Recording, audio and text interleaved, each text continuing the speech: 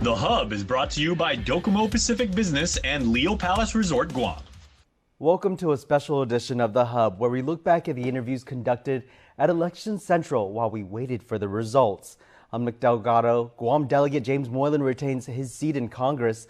9 Republicans gain a seat in the 38th Guam legislature, taking the speakership away from the Democrats. The night, including comprehensive interviews with students from the University of Guam, who shared why this election was so important to young voters like them. It's joining us here at the Election Central. It's Zia Sandoval. She's with the University of Guam. Hafa day, Zia. Hafa day, hello. And so how's the election process been for students here at the university? So I think one of the bigger things that got the election rolling for students was a lot of candidates have been coming over to classes and speaking to the students.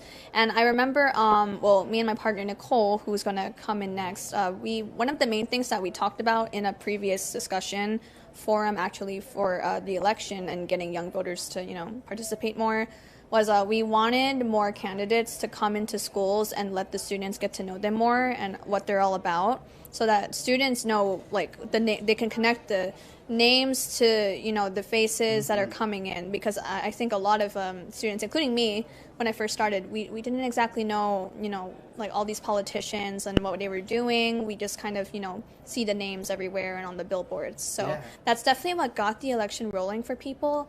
And then after that, the more students got to interact with these candidates, firsthand, I actually see a lot of my friends and my peers on social media, they were actually posting like, oh, I voted. So I thought that was really, really good. I think one thing that a lot of new voters and first-time voters experience is there's so much uncertainty, and then they question, does my vote actually count? Were you able to vote in elections past, and what was that experience like for you?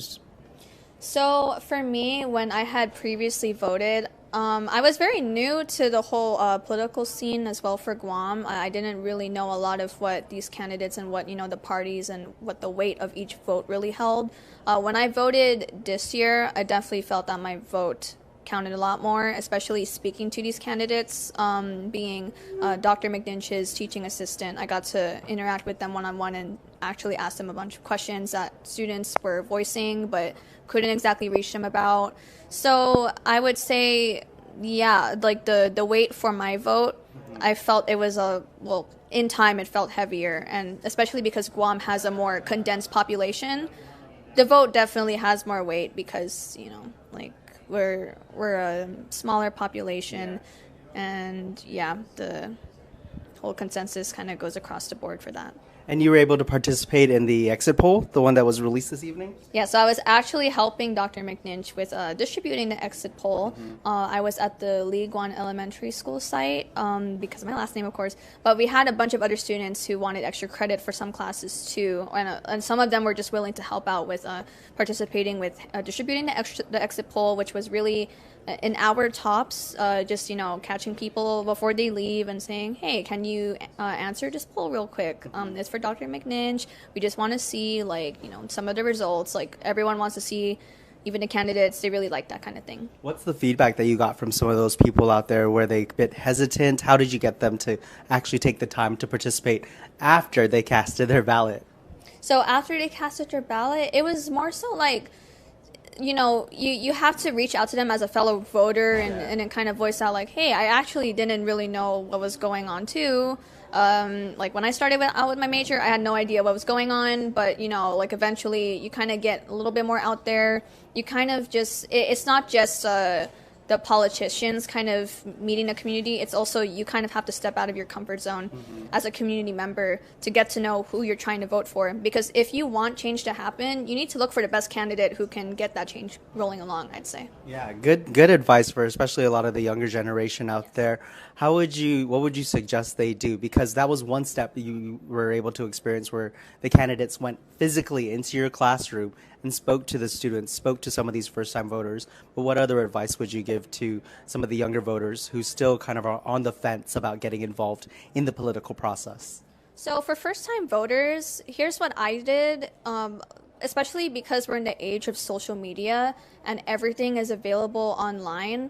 One, you need to have a lot of situational awareness and you need to have media literacy. it's easy to gain that skill, the longer you're in school, especially in high school now. But one of the things that I did was if I had a certain issue that I wanted to be solved, I would research on these candidates, whoever I would see the most, kind of sponsored ads on Instagram or Facebook, for example. And, they have their own websites. And they also have a lot of information in their media ads. So, kind of delve more into what they have to say on their websites. There's a ton of news articles out there about these candidates. You can you can digest this information as far back as 2015, whoever was still active at the time, and some of them are just coming back. So definitely be more proactive in your approach if you want change to happen. That's, the first thing I would have to say for first-time voters. Okay. And get registered. Oh, yes. I mean, we do have the motor voter kind of thing going on. So I remember when I wasn't really that interested in voting, I didn't vote this one time, and then I got a mail, a letter in the mail, and it said, "Oh, you didn't vote, so now you have to re-register." And I was like, okay, I'll just re-register. So, if that happens to you, don't worry about it. You'll pick up on it eventually, the older you get. But, that's what happened to me, so.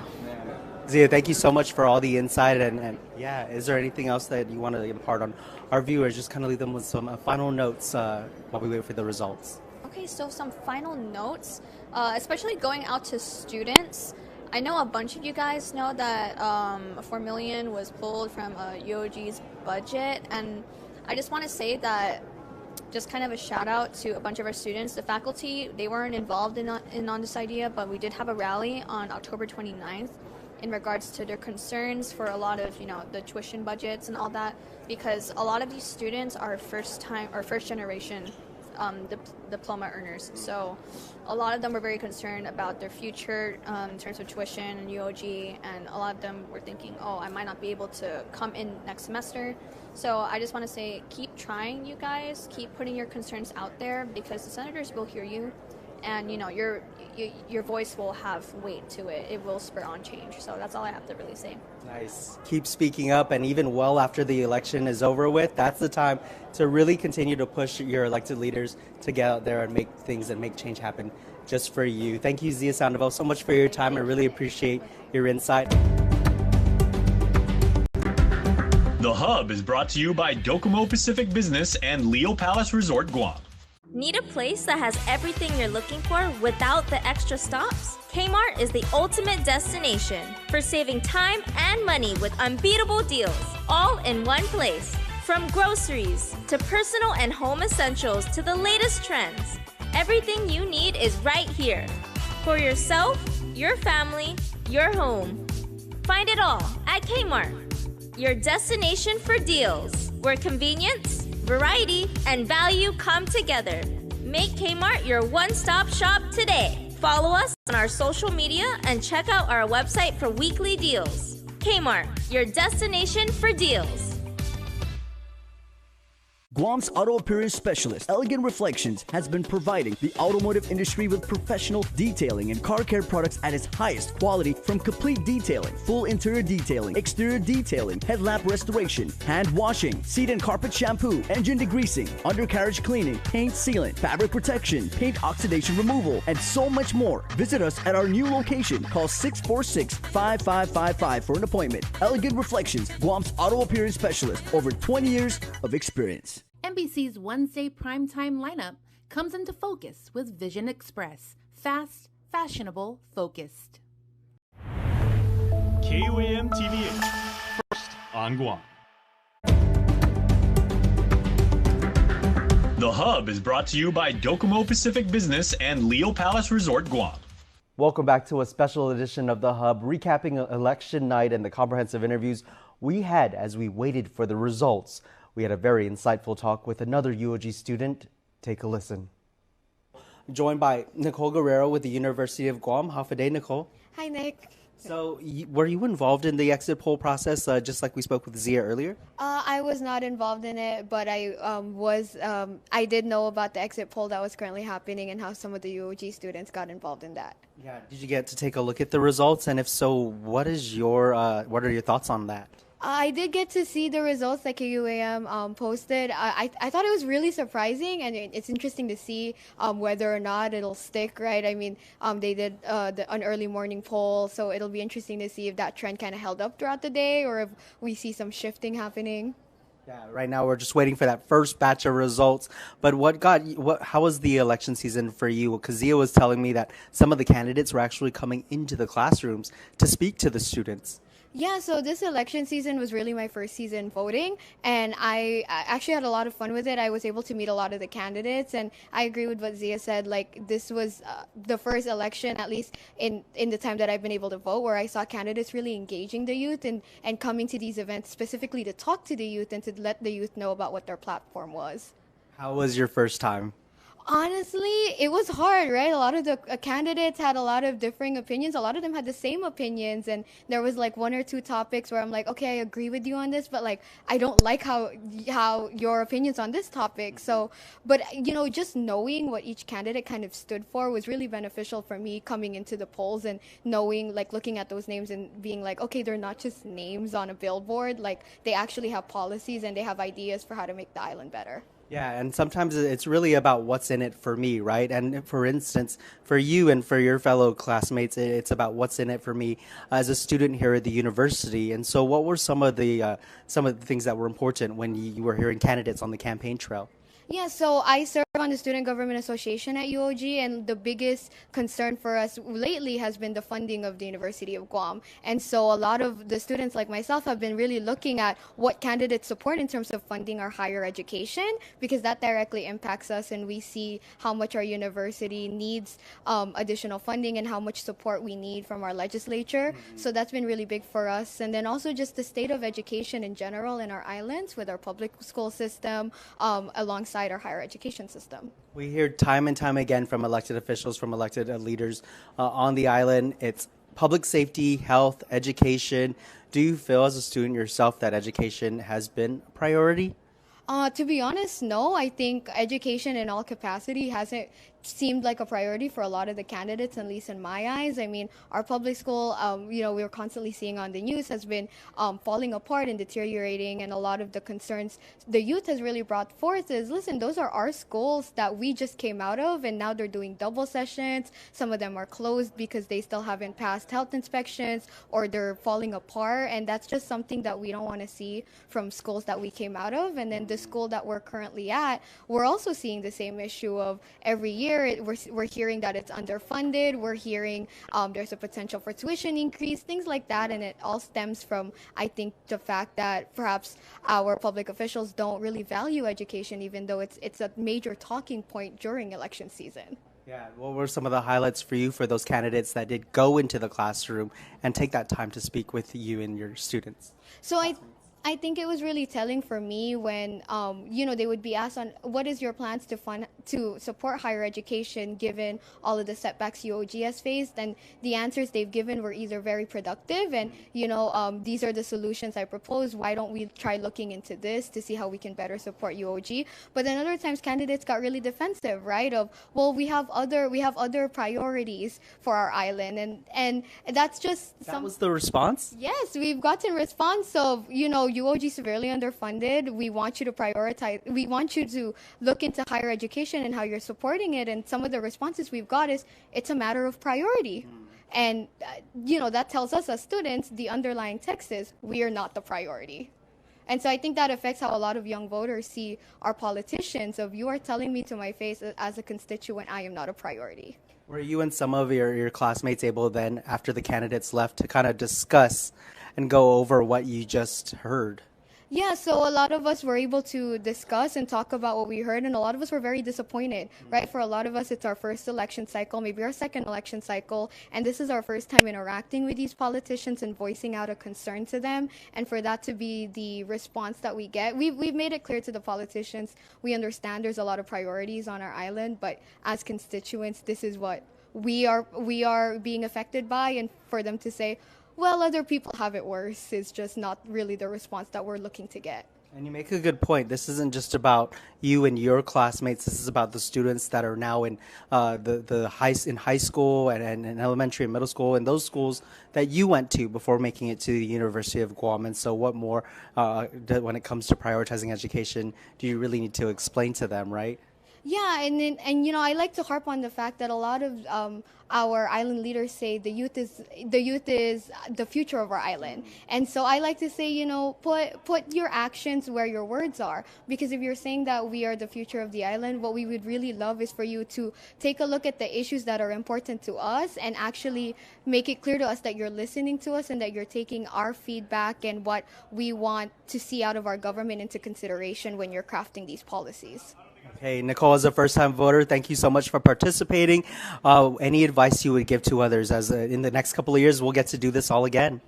So for my first-time voters, you know, I know that sometimes it's scary and you don't really know who you're voting for going into it, and you just see these faces on the billboard. I think, honestly, do your research. There's a lot of information out there that's public.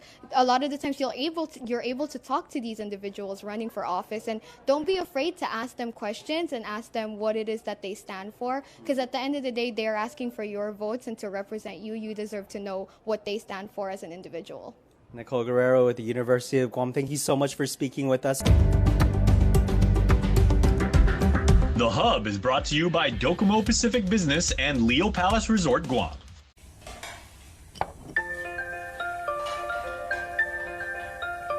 Honey, do you want some milk?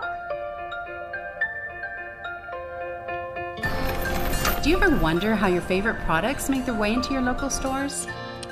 Most arrive on state-of-the-art Matson vessels that transport containers of food, household items, equipment, and supplies into the islands every week. Because we know that you depend on us, we work closely with our partners to ensure that our shipments arrive on time, all the time, so you can find your favorite products when you need them. We transport the region's most precious cargo that supports successful businesses and promotes a better quality of life for our families. Matson is proud to have been the hometown shipping carrier for Guam, the CNMI, and Micronesia for the past 25 years, and you can count on us to be here for generations to come. Want a real taste of New York? The classic New York-style pizza offers a big, bold taste that's a Guam favorite. It's handmade with 16 inches of foldable crust, a sweet marinara sauce, and your favorite topping. And at 30% larger than our large, classic New York pizza is only $12.99 for carryout. Bring together your family and friends for a classic New York pizza party. Each pizza is just $12.99 for carryout. Classic New York-style pizza, so close you can taste it. Only at your island Pizza Hut. The Hub is brought to you by Docomo Pacific Business and Leo Palace Resort Guam. Welcome back to a special edition of The Hub recapping election night. We also had the opportunity to speak with former Senator Regine Bisco-Lee to get some insight on this midterm election and her thoughts on the delegate race. Take a look. We were able to have so many different opportunities to hear from both candidates this entire election cycle. So yeah, it'll be really interesting to see a lot of the results as they come in. But I think one other thing that I heard Ginger Cruz mention earlier in the evening was just that, you know, she feels really great about the job that she did. She was able to put her experience and all of the work that she's done before the voters of Guam, but really leave no stone unturned. And it kind of reminds me of my first time when I was running for the legislature. I got some really great advice from the late, great former Senator Sonny Orsini, like Ricky Orsini. Ricky was just back there. But Sonny Orsini had advised me, you know, right after the primary, I didn't have that great of a showing. I think I came in like 12th out of 15 in the primary. And I was pretty discouraged at that point. And he was like, you know what, you have like maybe 70 to 80 days left until the general. Leave everything out on the field. Leave no stone unturned. I don't want to hear about a single fundraiser or a barbecue or anything going on that you know about that you didn't attend. You need to make sure that when you put your head down on the pillow on election night, you've done every single thing possible to win this race. And that's exactly what it felt like. I went out there and I did my very, very best, and I ended up, coming in 8th place in my first race, and that was exhilarating. Mm-hmm. And for a first-time candidate, never had my name on the ballot before. That was really, really exciting. But just that feeling of running a great race, knowing that you did everything that in your power to get your message out to voters, and then you leave it up to the voters of Guam and the will of the people. So that's what we're seeing now. Yeah, so that was some wise advice, especially for you as a first-time candidate and just continuing your career in the legislature, following all that. So a lot of the newcomers have something to look forward to then, because like we've been saying, between you and with Tony, still pretty early to call. Yeah, definitely early to call. And again, our community is very small. We want to make sure that every single vote is counted. Lots of people participating in the early voting. And again, I just cannot thank the Guam Election Commission, our GPD officers, just everybody who was a part of making the general election possible, not just tonight, but all the other nights previously, at the West End for early voting and even those mail-in ballots that were sent back. I think that's really important that everybody participates, and, we'll see what the results are. Yeah, even well after your career at the legislature, you still continue to watch what the senators are up to on session floor. Earlier, you just heard Matsuki speaking with the incumbent Senator Will Parkinson, some of the things he had to say. Your thoughts? So I think what Will has done in his first term had been really incredible. He introduced a significant number of bills, but more importantly, Nick, he was able to get so many of them passed. And so when you look at that ratio of bills introduced to bills passed, his effectiveness, ratio is really, really pretty high. And so it's looking like he has a good shot to retain his seat in the legislature, and looking forward to the good work that he'll be able to do alongside, the rest of the crop in the 38th. So looking forward to all of that. But yeah, it's a really exciting night. It's an exciting time. And I think every election night, I think back to, my first election when I was in high school in 1996, writing down the, returns as they were coming in. Senator Tom Added, Frank Bloss Jr., Frank Uggan Jr., and then I ended up working with some of these gentlemen as colleagues in the legislature. That was really exciting for me. And I see some of these youth Congress folks doing the same thing. And so you never know. Maybe their names will be on the ballot someday too. Yeah. And then also one thing that's really exciting, the presidential race. The vote doesn't count towards the actual race for the White House, but it's something about the results that come out of Guam. It means something to the people across the nation. Yeah, absolutely. So, it kind of sets the pace. It's where America's Day begins. And we're looking at Harris Walz with about 49.99% of the vote. Obviously, I was in Chicago for the Democratic National Convention, incredible energy there. And Kamala Harris and Tim Walz have certainly had a lot of momentum across the country, especially in the battleground states these last few days. So, I know there's a bunch of people, Guamanians that are out there. We encourage them to exercise their right to vote. I'm certainly supporting Kamala Harris, and we, just encourage them to get out there and have their voices heard. The Hub is brought to you by Docomo Pacific Business and Leo Palace Resort, Guam. Something is calling, and I can't help it. Let's not be wrong when there ain't no song. Watch me as I go. This is my mood when I make a move. Watch me as I go. This is my mood when let's take a break. There's no use. My mood when I make a move. This is my mood when Taco Taco Bell Cantina chicken burrito? What do you need that for? Chicken doesn't have to be flavorless, I guess. Here we go. It can be tender and slow roasted. Slow roasted? That sounds lazy to me. The holidays can be a tough time for the modern chicken eater. A burrito on what could be Gam Gam's last holiday? What'd she say? But don't worry, there's hope for every family. Cantina chicken is winning hearts and mouths across the country. Because a future this delicious can't be ignored for long. Put it down. Forgive me, Gam Gam. A new era of chicken is here to stay. The Hub is brought to you by Docomo Pacific Business and Leo Palace Resort Guam. Thank you for joining us for this special edition of The Hub, recapping election night on Guam. We wrap up the show with our interview with Dr. Ron McNinch, who also retained his seat on the Guam Education Board. Good night. And certainly Moylan does have a substantial lead, and I think that it's very noble when candidates always concede when they see that there's not going to be a lot of change in the direction. There's certainly no change in the direction where the numbers are going. Mm-hmm. And this was always an interesting race. It's always hard to run against an incumbent. It takes a lot of courage to run against incumbents because there is a certain power that incumbents have. Mm-hmm. On the other hand, both of them ran very good, strong campaigns. Very strong. They contrasted their views well. They were nice to each other, appropriately nice. And respectful of each other, mm-hmm. which is refreshing in this day and age in politics. Really? So I think that it was a very well-run race, and Ginger had a good organization. Her people strongly supported her. It's just it's tough to run for that kind of position, and unlike running for the legislature, where there's a whole herd or group of people running.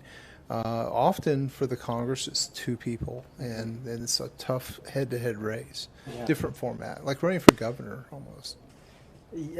So, just in your experience, Ron, we're still waiting for a good chunk, though, of the precincts to come in. You don't think that this could change? Not that by that much, not with that direction.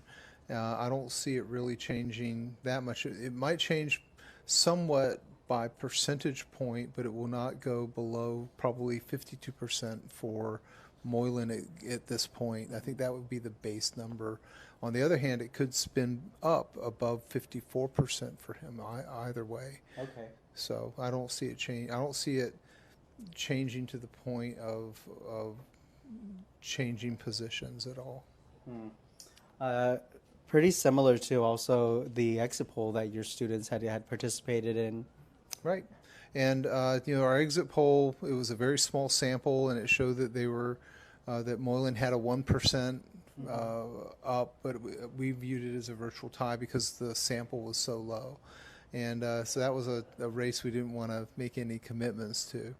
On the candidate placement for the 15, we've done pretty well, and I think those numbers are pretty consistent and have held, and so we're pleased with that. And by the way, it's very hard to take a to sample and try to create an estimate for the 15 top candidates among 25, and yeah. I think we've pretty much done a pretty consistent job on it, so we're happy with that. It helps us to have confidence in our methods when that happens. I think a lot of the candidates and campaigners out there, they suspected they might see a Republican majority considering the amount of candidates that are running in this election. Majority of them are from the GOP.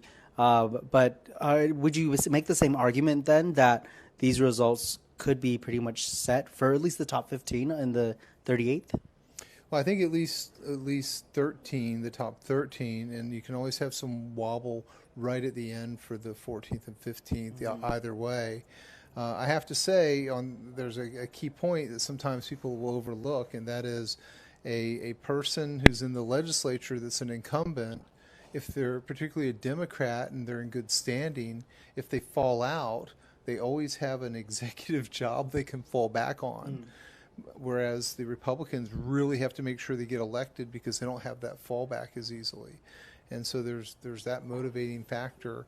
And traditionally, the legislature, when the governor's a Democrat, it'll turn Republican and vice versa. So, yeah, I mean, you made a good point just about how difficult it is to unseat an incumbent, but it looks like just in the batch that we have here, 36 of 72 precincts, 4 of the incumbents could be unseated. Very true, and that's the unfortunate part about politics. And if you look at the margins, they're very, very thin margins. Yeah, they're not. Especially, you'll see them bunched up. And so, one key thing is you'll see some candidates have a whole bunch of votes, and that means that the public is only voting for that person and just a couple of others. And so, when you have a Democrat getting a whole bunch of votes, and then you have a bunch of Democrats falling out, because that practice is in existence, they're being denied. They're shooting their own majority in the foot, because a Democrat majority could have happened if they had shared votes more. And unfortunately, that didn't happen here for the Democrats. And it's for the good fortune of the Republicans. And there's going to be a Republican legislature. It's going to be Republican-led, and it's going to have Republican leadership. It's going to be a very different legislature than our past legislature. And one point, because our reporter out in the field, Mitsuki, she did speak with the Lieutenant Governor, Josh Tenorio. I think a point to bring up again, he said he just wants a legislature that the administration can work with. He didn't say a majority Democrat, because they are a Democrat administration, but he just said one that we can work with. Yeah, and I think that it's very interesting how often, and you see this all the time in Guam politics, the Republican legislature doesn't want to work with the Republican governor, and then the Democrat legislature doesn't want to work with the Democrat governor. Yeah. But sometimes when you have a Republican governor or a Democrat governor and the opposite party in the legislature, they work better together. And it could be that they want to one-up each other and show each other how good they can do. So we'll see if that'll play out. Well, I would say that's the best option for the people, huh? I think so. And also, it's going to be good that there's no more coalition. That coalition system they had in the last legislature was horrible. And I hope that the Republicans play on the point that they can control things now in a lot of ways. They haven't had control in many years. And so we have a lot of Republicans that want to be speaker. That's going to be an interesting shuffling around to see who's going to be the speaker in this group. Yeah. I have a feeling I know who. We'll see if it turns out. You want to tell us any guesses? No, because I don't want to play politics, but it'll probably be somebody with experience. Okay. All right. Interesting take, Dr. Rahman Inch. Thank you so much. It's interesting to see as well how the actual results thus far has pretty much mirrored the exit poll as it's done in election past. So good job to your team on doing such a good job there. Any of the other races that you've been eyeing? Because I know there are a few contested mayoral races, and the villagers, they're always keen on that. Yeah, those, if Guam really wanted to experience heavy-duty politics, we should elect a sheriff. You want to see crazy politics? I've worked in places with sheriffs. Yeah. When you have sheriffs, it's really dynamic. The next best thing for Guam is to see the rough-and-tumble mayoral races, because those can be really interesting in their own right, because they're very intense, very emotional, and kind of fun. And I got to tell you, mayors are some of the hardest working elected public servants we have. And a lot of their jobs, a lot of their heavy-duty work is overlooked, and they get blamed for a lot of stuff, and they have a lot of responsibilities in their own villages. I think that we should relook how we look at our mayors. On another race is, I guess, the school board. Mm-hmm. I was critical of the elected school board this time because there's no competition. Yeah. And I think if that's the case, every school board member should go through and have a hearing on their service to the school board, just like appointees have, given that there was no competition or scrutiny outside of there. We have to change the way we select school board members, I think, to make it more competitive and to open it up. The paperwork to run for the school board is oppressive. I mean, it takes a lot of time. And you're on the ballot. Yeah, I'm on the ballot. Gosh, who would vote for me? But the thing. Well, let's say it's 4,549 people voted so far. Well, I know my wife voted for me. Okay. That was But the thing is, I think that we want We want mothers and fathers to run for the school board. We got to make the paperwork easier to run, and stop making it so hard for people to run for the school board. And the clearances you have to have, and it takes several $100s just to even put your name on the ballot, and it shouldn't be that way. The Hub is brought to you by Docomo Pacific Business and Leo